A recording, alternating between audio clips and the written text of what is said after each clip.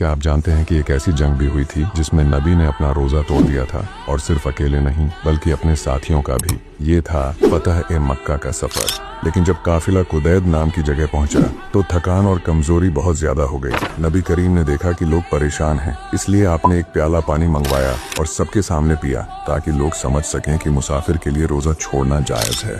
यह बात हर मुसलमान को पता होनी चाहिए। इस वीडियो को जरूर शेयर करें ताकि और लोग भी इस सुन्नत से वाकिफ हो सकें।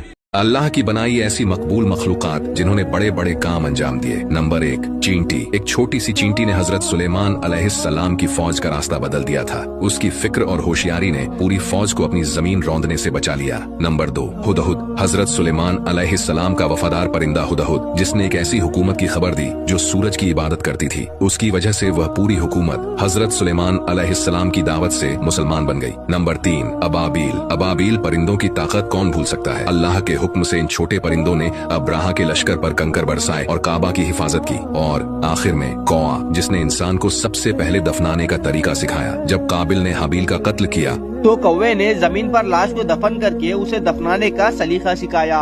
नबी की हिफाजत एक कुत्ते ने क्यों की और कुत्ते को अल्लाह ने क्यों बनाया? तो एक बार एक शख्स ने हजरत अली से पूछा, ऐ अली, अल्लाह ने कुत्ते को क्यों पैदा किया? हजरत अली ने फरमाया, जब अल्लाह ताला ने हजरत आदम अलैहिस्सलाम को जमीन पर उतारा तो शैतान ने चाल चली और जंगली जानवरों से कहा, आज जमीन पर एक बहुत ही लजीज खाना आया है, जाओ और उसे खा लो। तब अल्लाह ने एक नर और एक मादा कुत्ता पैदा किया, जिन्होंने उन जानवरों को भगा दिया और हजरत आदम की हिफाजत करने लगे। अल्लाह ने कुत्ते को इंसान की हिफाजत के लिए पैदा किया है।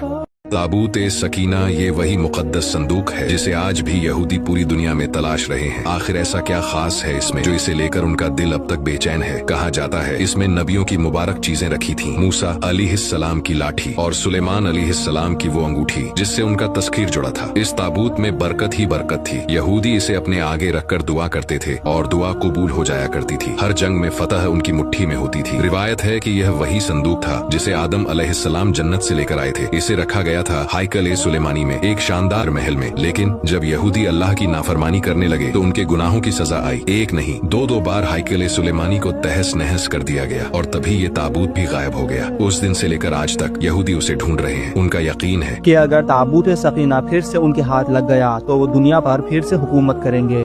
नबी की दुआओं की रहमत कबूतर के साथ क्यों है? जब हजरत नूह अलैहिस्सलाम की कश्ती तूफान से बच गई और एक छोटी पहाड़ी पर आकर ठहर गई तो उन्होंने जमीन पर सूखा पड़ने का पता लगाने के लिए एक कौआ भेजा, लेकिन वो कौआ कहीं खाने की चीज पाकर वापस नहीं आया और अपना काम भूल गया। इसके बाद नूह अलैहिस्सलाम ने एक कबूतर को भेजा कि वो जाकर देखे कि जमीन पर पानी कम हुआ है या नहीं। कबूतर जब वापस आया तो उसके पैरों में कीचड़ लगा हुआ था, जिससे नूह अलैहिस्सलाम समझ गए कि अब जमीन नजर आने लगी है और पानी उतर चुका है। इस नेक काम और ईमानदारी से निभाई गई जिम्मेदारी की वजह से नूह अलैहिस्सलाम ने कबूतर को दुआएं दी और आज हर एक को कबूतर पसंद है। तूफान ए नूह में कौन कौन बचा था? तो सुनो, जितने लोग कश्ती में सवार थे वो सब के सब बच गए, लेकिन जो कश्ती में नहीं चढ़े थे उनमें से बस 2 लोग बच सके। एक वो बुद्धिमान औरत जिसे नूह अलैहिस्सलाम ने वादा किया था कि जब कश्ती रवाना होगी तो मैं तुझे बुला लूंगा, मगर अफसोस नूह अलैहिस्सलाम उसे बुलाना भूल गए और नबी का वादा था, इसलिए अल्लाह ताला ने उसे तूफान के कहर से बचा लिया। और दूसरा औज बिन अनुक, जो दुनिया का सबसे लंबा इंसान था। जब नूह अलैहिस्सलाम कश्ती बना रहे थे तो कश्ती की लकड़ियां मुल्क के शाम से उठाकर लाया था वो।